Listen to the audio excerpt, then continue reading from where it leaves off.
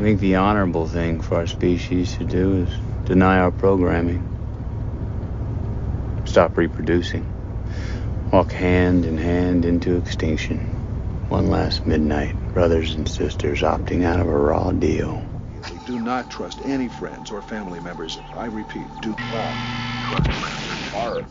And I was like, okay, I don't know what that is. Yeah. Well, we don't sling around the word bard very often. No, outside of Shakespeare, no, we don't. No. And maybe The Witcher, which you're not fond of. I don't know anything about it. To say I'm not fond of it is unfair to me. I don't know. I know what it is. I've never watched it. It's probably all right. It's got my boy. It's got Henry. Yeah. It's probably big fucking hoss swinging a sword around. You probably enjoy some of it. Yeah. I think we are. I think call Henry Cavill a big hoss. Well, then, we got two things to apologize for. We got one. We need to apologize for doing that, and then I guess we need to apologize for polluting the entire planet. It seems the province of Ontario, and I guess Quebec as well. Oh yeah. Oh, we're apologizing for wildfires. I think so. I think why not? Yeah. Yeah, I think we owe it to everyone to just sorry for. Yeah.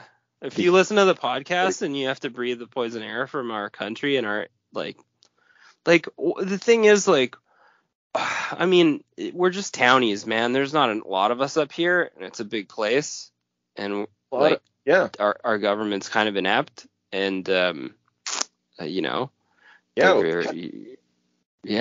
it. Made a few cuts. They make a lot of cuts, and they pander to a lot of corporations. It's like the U.S. only in a shitty tiny way. And then what happens is we can't afford to put out our forest fires. Yeah. Yeah. So the logistics of it is just wild. It's such a huge place with no. I'm not gonna say no bodies of water because that's not fair. It's burdened with lakes. But yeah, you still need humans to go out there and do the thing, and we don't manage it. And there's hundreds. Am I got that right? 170 some odd, maybe. You could whatever number you gave me right now, I'd believe it. There's a lot anyway, and I think last I read we had 26 of them under control. Good. If that makes any sense. And I mean, I'm sure some of this has to do with climate change. I mean, maybe there's some non-believers out there. I'm not a scientist myself. I can't say or I can't refute or deny or whatever. But I'm pretty sure it's to do with climate change. And who knows? Maybe we'll just go out like the dinosaurs, just living in a desert wasteland, eating each other until there's nobody left to eat. That's rough. Yeah. I don't want to go out like that. Can we not go out like dinosaurs? I'd really prefer not to. That's not what are we? That's sort of a post-apocalyptic. That's The Road. Yeah. Right. That's not good. Yeah. No. It troubles me that so much of this is like The Road. It's actually I'm seeing 68 wildfires currently. 68 active wildfires across Ontario. Oh, maybe the rain hit them a little bit. Oh, fucking Ontario. It's also right not. And there's a shit ton of fucking fires. I think we can all agree. It might have something to do with irreversible climate change. I'm pretty sure we're shit on now because they're resolving it by taxing us, which is confusing to me in a scientific way. I'm not sure. I don't equate how taking money from peons equals resolving climate change, and I don't think I ever will understand the math on that. I'm sure there's a pie chart somewhere that would help. No, this is okay. So when we were in our little chat or whatever, we were bantering, So I take your point. And this is a common. And I'm not saying this to slander you. It is a common conservative talking point, which is persuasive and not to be ignored, which is just even Canada has such a small carbon footprint, although that is rapidly changing as a consequence of forest fires, I would imagine. There's that. But still, though, even if we hit net zero, we're not really doing anything. It's the U.S. and it's China and it's India. And if those guys don't get I'm sure Russia's in there. Yeah, well, yeah, sure. Let's put Russia in there too. Why not? either way, unless we're doing this together, then it's not really gonna. But then you get into questions of sovereignty, and like obviously Canada can only do what Canada can do, and we're. I think like also like the globalization and sort of like the monstrous consumerism wheel of nightmares where we just like use poor countries to shell out garbage we don't need and then sell it to higher GDP whatever countries and just keep churning that chug-a-lug train. That's like, I mean, unless you can tell all the corporations to cut it out and start rebranding what they're doing, which they won't do. There's always going to be a billionaire floating around on a yacht while the desert forms itself. There we go. You heard it here first. Unfortunately.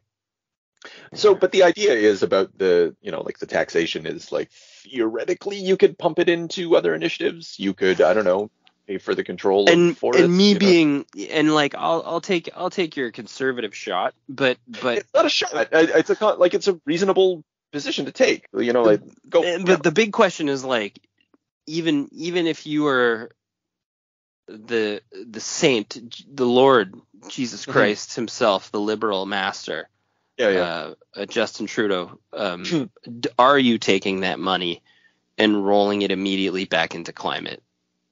And I'm going to say no fucking shot because there's a lot of money coming in. Yeah, and you do, there's ways we could find out what they are doing with it. We would have to pay more attention, I suppose. I mean, I guess you take it and you give it billions of it to electric vehicle companies. There you go. To make electric vehicles in a like some kind of like despicable. What do they call that? The corporate poverty, where they go, we need a handout if we're going to bail out your economy, and then we'll do it with green vehicles, and then it's just I'm not buying what's being sold to me. That's fair. It is unfortunate that it has come to that, but that is, and we've talked about this in the past. It just the state in the current state, and I would imagine like the state always exists as the handmaiden to whatever the economic system is, and in this case, it's global financial capitalism, corporatism, all that shit, whatever your ism wants to be. That's what it's for. And, I'd hate to say it, but I'm going to say it is like, that's what it's always been for. I mean, they've always been implicated so thoroughly together. I just hope that everyone I know dies before the road happens. Oh yeah, man. Yeah, God. and that it doesn't happen for 90 years. At least just give me a minute, Can't I just be one of these greasy boomers that gets a free ticket out of here? Oh, you mean a heart attack? Oh, well, I could do that on my own if I want. What would be better? I was thinking, what would be better is if we could somehow transform this modern society into a sort of primitive, pre-modern savage world in which we were sort of rogues and bards and, back to Lord of the Rings. Bards! We're back. That would be great. And if somehow someone could cast a magic spell and all of that would just be so. Yeah. Unfortunately, that's you only read about that in comic books. That's right. Scenarios like that. Comic books like the Uncanny X-Men, number 190 and 191, which we're about to. I don't know. I don't know if we're gonna compliment it or shit on it or what's gonna happen, but we're gonna have a go at it. We got. I'm James, the creature goblin warrior, and you are. I have to name. I'm gonna be a mage, 5th level with a wand of magic missile. Good. That's the best I could come up with. I thought you were gonna be a god bard. Yeah, shit. Fuck. Okay, well, next time. God bard James. God bard dibs. So this fella, so it's Chris Claremont. Okay, well, actually, it's cover dated February 1990 or 1985, and then I guess March 1985. John Romita Jr., early John Romita Jr. art. Dan Green inks. Anyway, we'll talk about that. And then we got Glynis Wayne, later to be Glynis Oliver. She's colorist, and Tom Orzechowski. Said that all wrong, as letterer. And actually, and just this is interesting to me, but this is in the Jim Shooter era of Marvel. Oh. It's Ann Nesenti is the editor right now, rather than Louise Simonson or Louise Jones as she was at the time.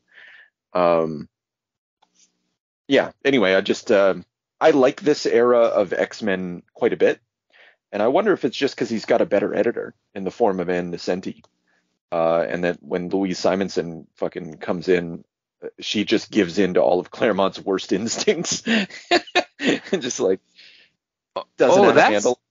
That's interesting to think about it that way. Yeah, because I've got. Anyway, we don't need to. We're just going to talk about these comics.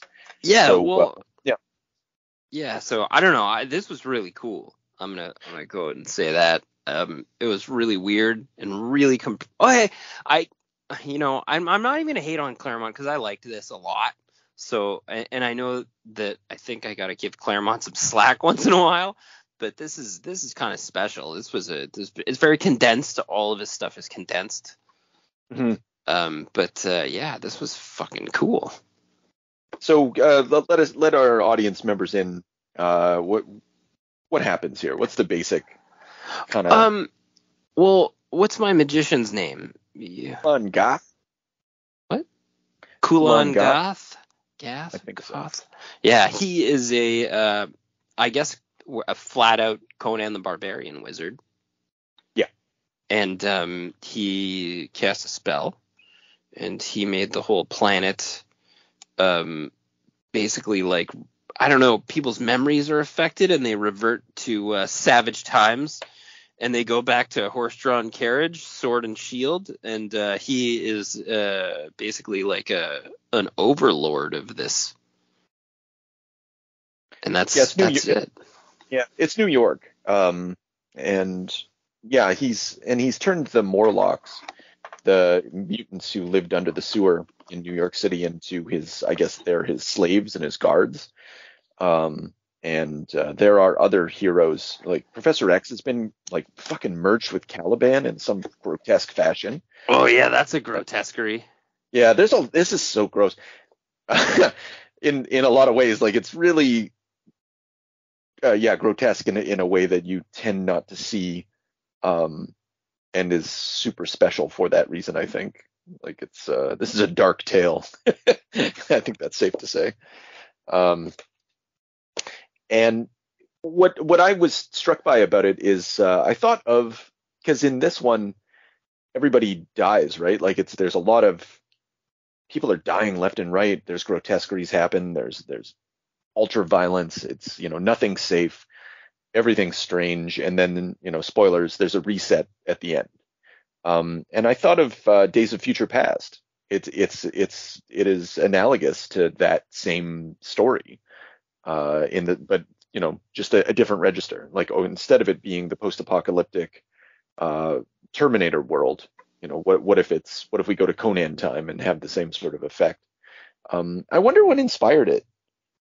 It's so strange, and he never did anything with it again. And no one ever really comes back to it. But amongst a certain type of fan, it's a very well thought of 2 issues. Yeah, and for me, I don't know about you. For me, I think it should be a very well thought of 2 issues. It's very cool. And I guess like you said, you described a different crossover where they were they blended Conan, because Conan was Marvel property, I guess, at one point as well. Yeah, he was like, first of all, before he was any other property, he was a Marvel property through Roy Thomas's finagling. Yeah, Spider-Man had teamed up with Red Sonja to fight this guy way back when. That's why Spider-Man gets it so bad in this fucking story. Oh yeah, Spider-Man gets it rough, and the I don't know, it's very like you said, there's a lot of different like really bizarre things happen. They even have that you know that old guy who gives the Holocaust rant. Oh, the general, like the Yeah. yeah, in the White House. And these, like, there's a lot of classic Claremont tropes at work here.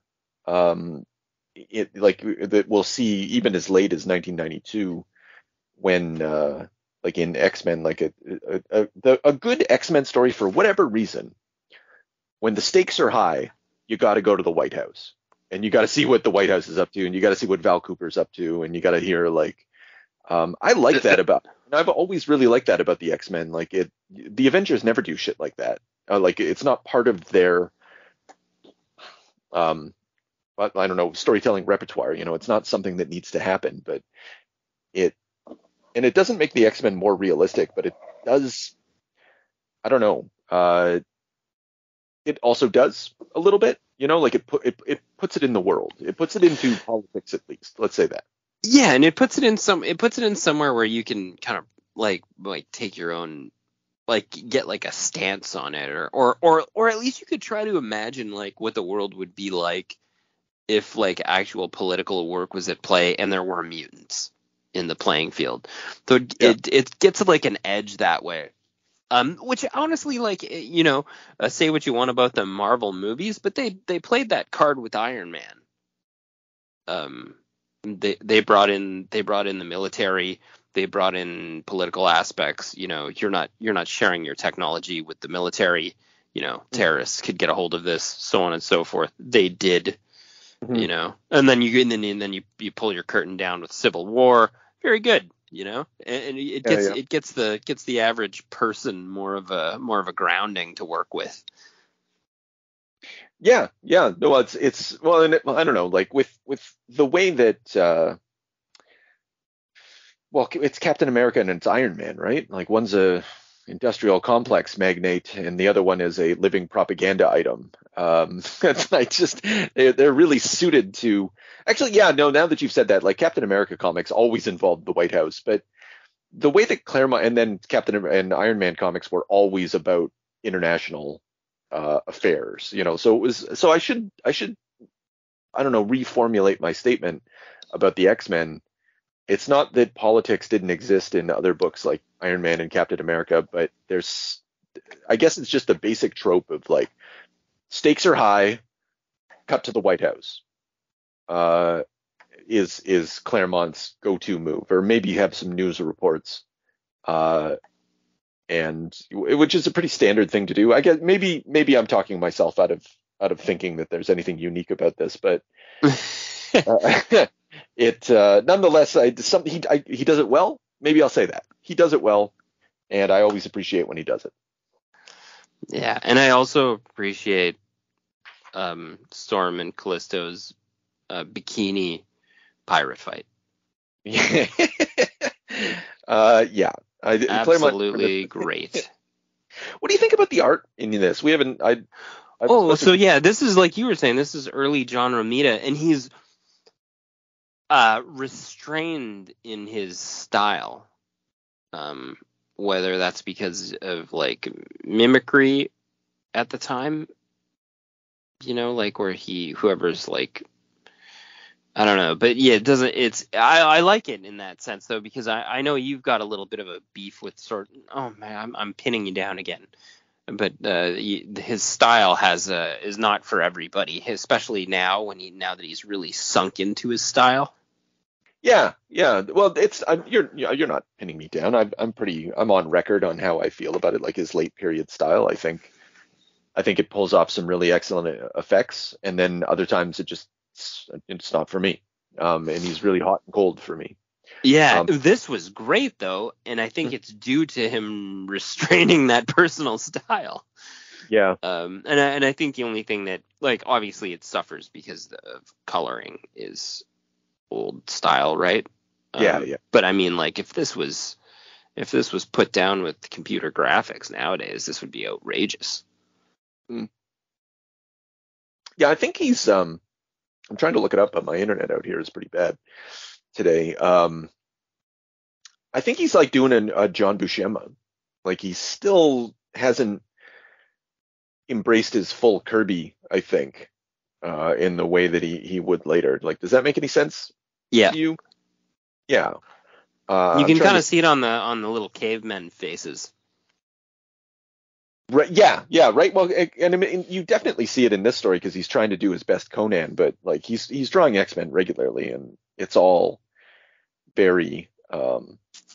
Actually, I'm looking at some of these. Is this the same? It's rougher, I think, in this one than you get even in the issue next with Colossus and stuff. Actually, maybe I'm wrong about that. Anyway, yeah, I like this era of John Romita Jr.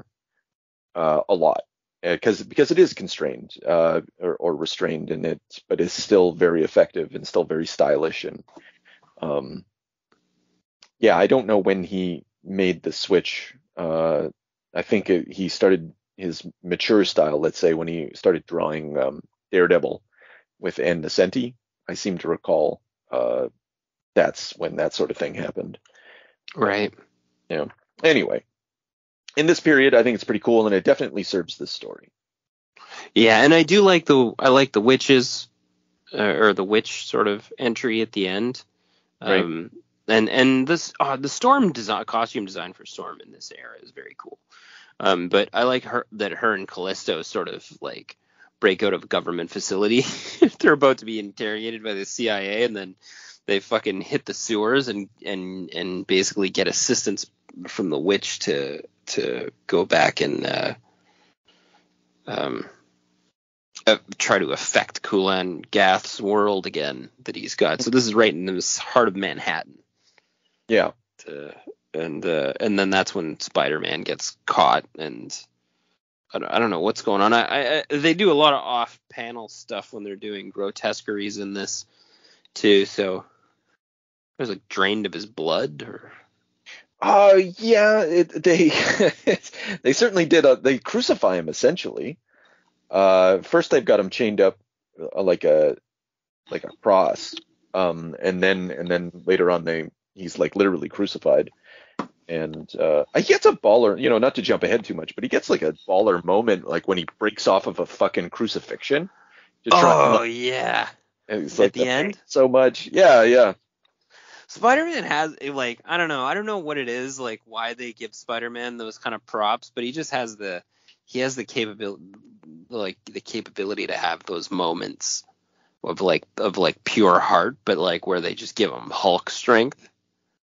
Yeah, ever since he lifted his way out of that collapsed subway way back in the Steve Ditko days, it's a thing that you do with Spider-Man from time to time. I gotta dig in deep, Mary Jane, Yeah, and they'll just bust off a crucifix like a gangster. Also, props to the issue 191 for giving that dope summary. If anybody's really interested in reading this story, you could probably just read 191 because they give a heavy summary page that basically sort of backstories the previous issue almost in one page, and then just sort of gets you to move forward. Yeah, it's much better than it's old school. It's very effective, and it's much better than like what Jonathan Hickman comes up with. Like those info pages or whatever. Like just make it part of your comic, man. Just draw Kulan Gath looking fucking rad and spooky, and have a bunch of panels around him, and tell us what happened in the previous issue. Do some floating heads. Give me some context, and just hit me up. Tell me what's up. Yeah, it's all right. Everybody's comic is everyone's first comic. And actually, the reason you have this is this was like a Jim Shooter mandate. Every comic could be someone's first comic was one of the things. And so, yeah. And I know, and like I understand how that's not great in a lot of cases, especially when you're doing like trade paperback style now. Yeah. But definitely is something, I don't know, for me still is a cool thing. Yeah, well, you got to balance it well, because like you're right. When it gets to trade paperback land, you're kind of like, well, fuck, I already know this. You're ruining my rhythm. Well, if I'm gonna read like The Last Ronin, we did the Ninja Turtle book, like I gotta dig in deep for 6 or 8 issues or whatever, and if you did that, I'd be fucking annoyed. Yeah, like Michelangelo. Yeah, but yeah, with just reading 2 issues, I think another reason this goes down so easy is because it's only 2 issues of Claremont. It has really great art, and it is very dense, but like the density seems worth it as well. Like so much happens. Like an entire fucking 12 issues worth of comics just happens in these 2 issues. And with like full world building and yeah.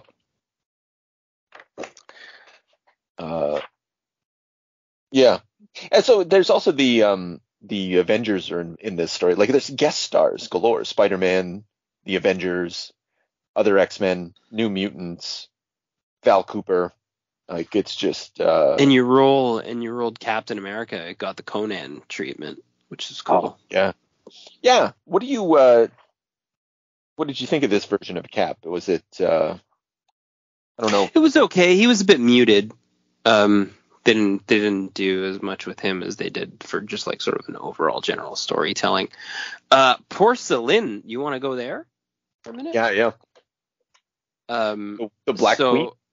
Yeah, he catches her, and then he just lets us know that the guards have used her up unkindly.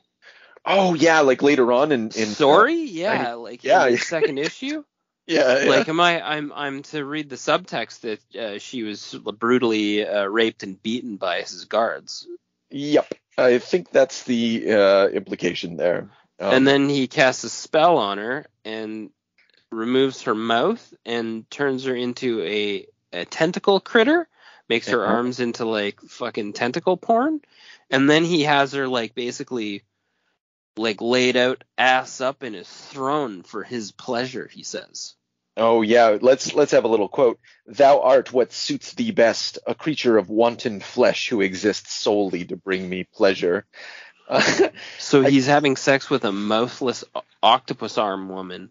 Yeah. After she's been raped by his guards. He's just this guy's rough. Yeah. This guy's from the Hyperborean age.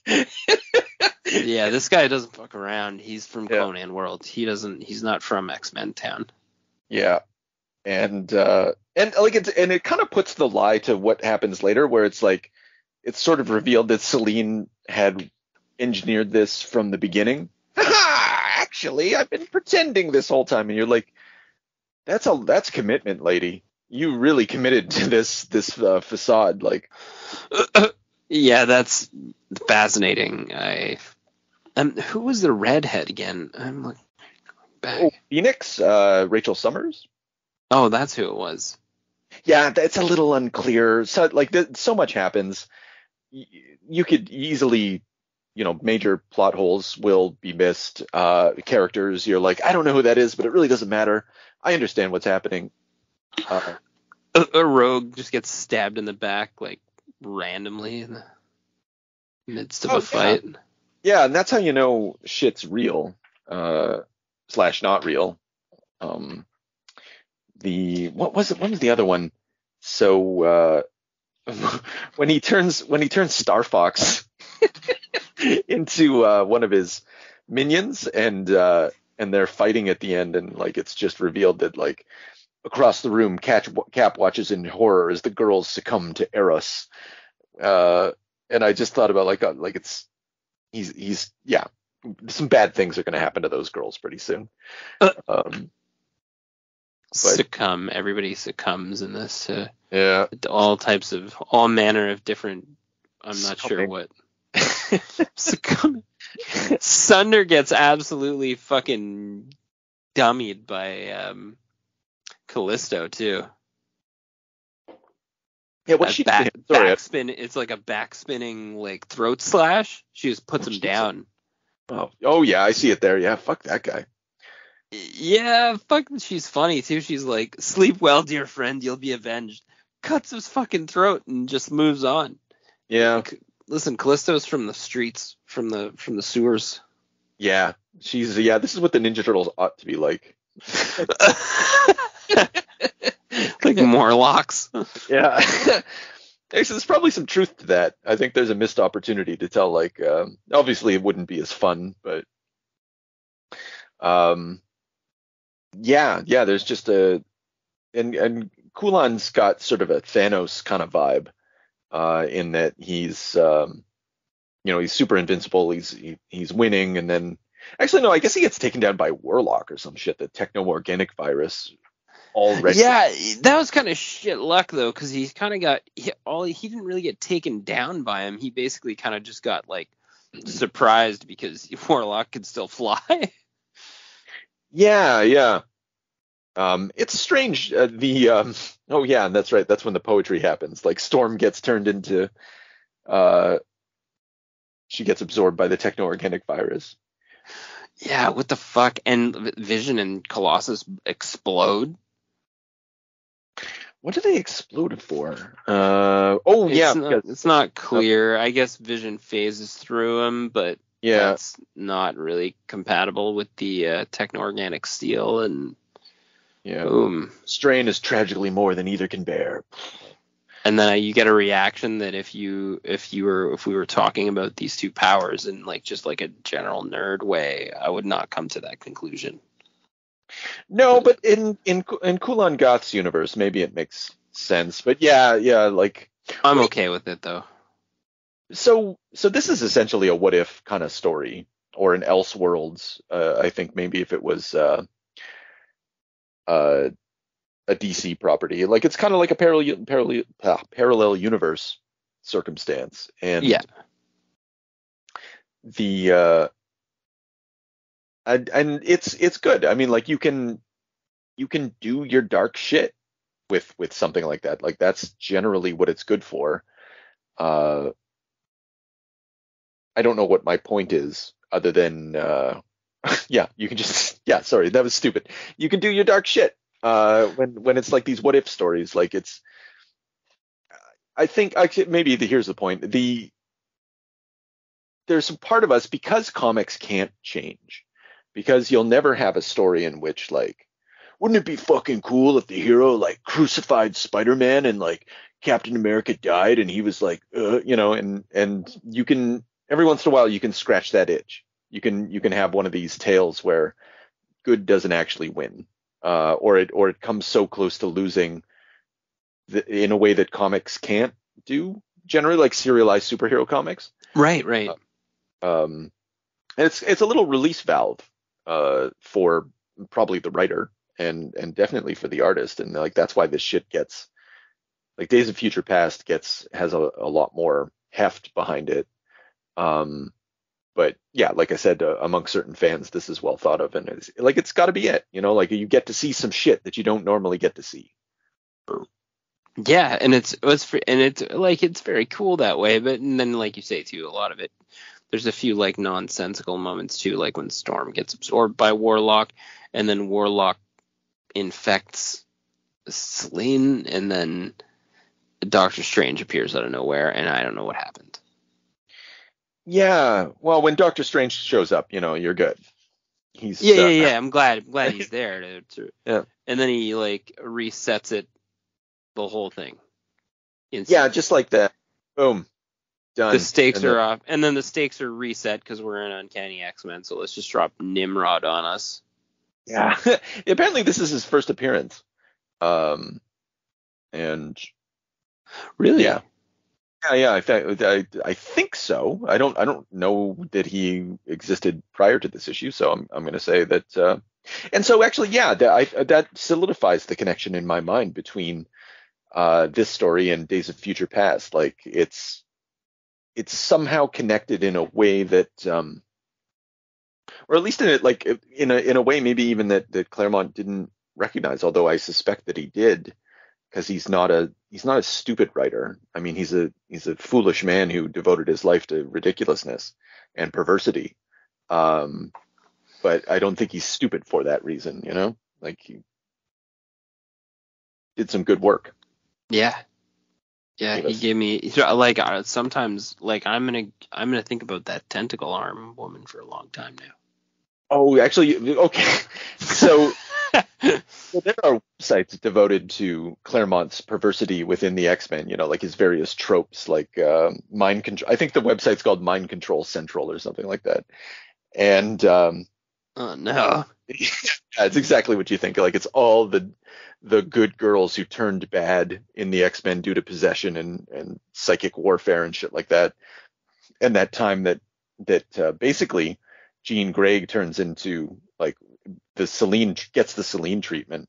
She gets all, like, tentacle arms, and I think she gets to keep her mouth though, but she turns into, like, a tentacle porn creature. Yeah, he has some kinks, you know, and he's got to express them in certain scenarios. Yeah. I mean, we talked about this with Dark Phoenix Saga, but I think this is a step beyond Dark Phoenix Saga. Like, it's like he flashed some people in a park once and realized he could get away with it, and then and then just started wearing, like, smaller and smaller trench coats. I don't know what the metaphor I'm going for here is. Just I like it. It feels right. It feels spot on. And then no one was stopping him because, like, this is the number one. Arguably the number one comic. Yeah. I think another trope of Claremont's is to, like, completely. He loves to mind control and incapacitate Professor X.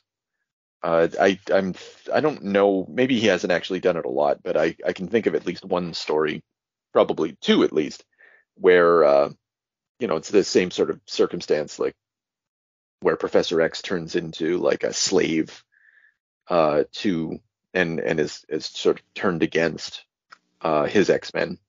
Not so often turned into some sort of, like, sludge creature. Ew, that's gross.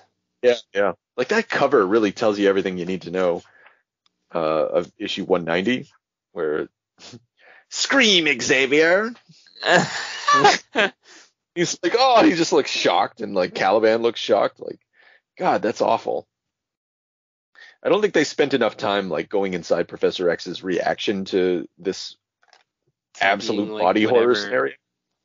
Yeah, no, they really kind of glazed over. He was like a slave critter, and he was like commanding him to, like, use his powers too, like, Xavier, come forth. And I guess it was just written. It was done in a way where it's like it's like Xavier's power level is just written off because of the spell. There's a spell.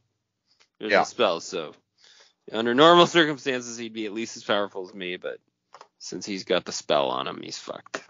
Yeah. I guess he got some props there, and even Doctor Strange is captured in this, and he's all, like, fucking tentacled up too. Oh, like he loves to take away people's mouths and, like, turn them into tentacles. Yeah, it's like the Matrix all over again. Yeah. It's very, very much so. The way that it's depicted by like when it happens to Doctor Strange, it's not sexual. It's Steve Ditko-esque. But then, like we said, like, goes full Japanese when it's a woman. That's what he likes. And that gets rough. Yeah, I can answer this question, but I don't have the book near me. Like, I don't think tentacle porn as such existed yet. I think tentacle porn's like a 1990s or early 2000s sort of creation. Don't quote me on that though, but I got that history of hentai, and I was kind of surprised by, like, how the late development of some of these tropes, within hentai, such as tentacle porn. There's precursors to it, but like full tentacle porn as we think of it is much later than I think these comics are. So it's probably just be, I bet that there's another source for it. Because like, when they made Top Gun, or actually no, when they made Big, the movie Big, supposedly there were like three other, or not, apparently there were like three other movies about the exact same subject in development simultaneously. Really? And yeah, these instances of parallel development they just happen. And I think the same thing happened with Top Gun. There was like a bunch of jet movies were being developed at the same time. And I bet rapey girl tentacle activities were being parallel developed across Western media globally at this time. And Claremont was just at the forefront of a burgeoning new. Yeah, he may be the original, creator. OG tentacle porn. Yeah, all right. Yeah.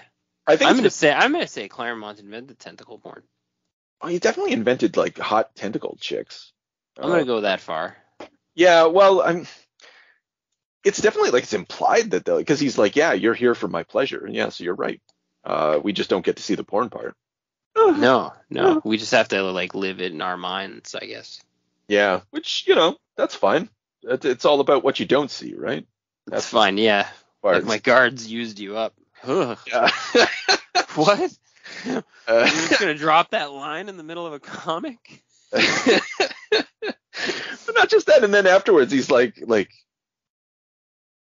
I don't know, like is he a self-respecting sort of like would Doctor Doom ever go like after the Doombots like raped Sue Storm? Do you think that he would be like, yeah, I want some of that now? I don't think so. I think Kulan. No, that's a specific kind of evil. Like when you're like when you're willing to go second, like you're looking for something that other people aren't. Yeah. Yeah. So he has villainous tastes. He has a ravenous appetite for evil and perversity, and quite awesome, worthy villain. And apparently he came back. May as well, yeah. I would bring him back. What a great. Strange. They hadn't brought him back for like a billion years, and like they brought him back in Savage Avengers or something like that because like Conan was on some Avengers team. I tried to read that comic. It looked a little good, and then I started to read it, and it didn't look very good. Didn't come. It sucked. Yeah, and I was just like, well, I'm not going to read this. I think it had Deodato art, which I think that'll catch you sometimes, Yeah, he does the good stuff. Like it's very. I wish that he would be a little more varied. Well, this is something that I guess maybe we don't talk about very often, but I often wonder about is the like comic writers. Now, I'm assuming this is like actors or voice actors or, because I know that Peter Cullen went to bat over that Netflix Transformers show and said, hey, I'm not the Optimus Prime voice actor on here because they, don't want to deal with my union or pay us fairly, flat out. Right. And I was like, whoa, that's hot. So I actually stopped watching that show after I read that article because fuck those guys.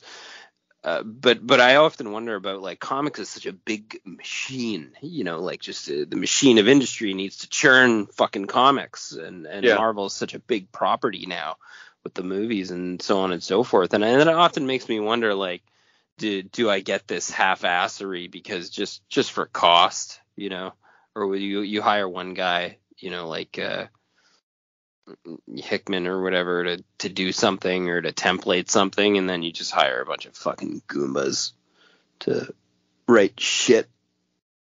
Yeah, I think. Well, you're probably right. I think that's mean. I'm not saying it's not mean, and congratulations to everybody who has a writing job at Marvel or whatever. But we're not. You're not filling in the gaps with the best of the best here. There are times when they do that when they were desperate, Yeah, back in the old days when like when they were facing bankruptcy and they were like, well, we better start putting out a quality product. Yeah. And how do we do that? Shit, hire a bunch of quality writers. Yeah. So we're being a little unfair because like I do sample, some Marvel comics but it could just be that we're not reading it, but I just find that they post once things went to the trade paperback style and everything got a little more manga influenced, a little more cartoony, and then also post I'm doing a lot of post here. The God, I want to say Jason Aaron or something. Like all of a sudden it just became acceptable for these comics to be like practically parody comics, rather than like going back to this X-Men comic, and not to say like this is the pinnacle of what a superhero comic can be, but it was a ripping yarn, and it was incomprehensible in the way that X-Men comics are nowadays. Let's be honest. We happen to understand this, but God help anyone who picked this up. Oh yeah, that's gonna be a tough ride. Yeah, but at the same time, like it was a complete unit. There was a density to it. You got and the stakes were high, and there was no no one was like trying to be hip. Like this shit's not hip. This is sword. No, like this one in particularly, sword and sorcery. But I think that what happens with these comics is they're trying to be a little too hip, and some individuals, I'm thinking Chuck Dixon, mistake all of this hipness for necessarily wokeness, and paint it with that brush. But I don't think that that's required. I think these books, just generally speaking, they repel me, and they're boring, and they're a little too hip for their own good, for what they are, which are just. Oh yeah, like I'm with you there. I don't attribute like any of this to like woke, like. Right. Yeah. I mean, you're doing some rebranding. You're adding different ethnicities. You're adding female characters where you can, because you're trying to touch other markets. That's just regular fucking work. You're because they have a broad spectrum of products, so you need to do that. I'm shelving. If I'm gonna write a horror book, if I'm Stephen King, do I want women to read my book or do I not? Do I want kids to read my book? Do I not? So you have to you sample different markets, you try different things, and that's all they're doing. I mean, if you think any more differently about it than that, well, okay, whatever. I mean. Yeah. Like I was trying to the Claremont, like the X-Men, like all new, all different X-Men. Like you've got Storm, you've got a Russian, you've got a Black Lady, you've got the Irish guy, Banshee. There's already at that point. I'm hesitant to call it diversity, but like that sort of that sort of diversity. Yeah. And it's just a continuation of like what they were doing, what even Claremont was up to. I think just I look at a lot of these comics and they're a little more, and this is like they're trying to be. I was using the word hip, but I'm going to actually say that they're trying to be quote unquote fun, and I'm not having any fun when I pick up those books. Fun for me is a little bit different. Fun for me is this. Fun for me is X-Men 190, and not because it's from 1985, but just because, like, Jesus Christ, this book is wild. It's pretty off the hook, and I think that's awesome. Man, I'm with you there. Now, all we need is a little energon and a lot of luck.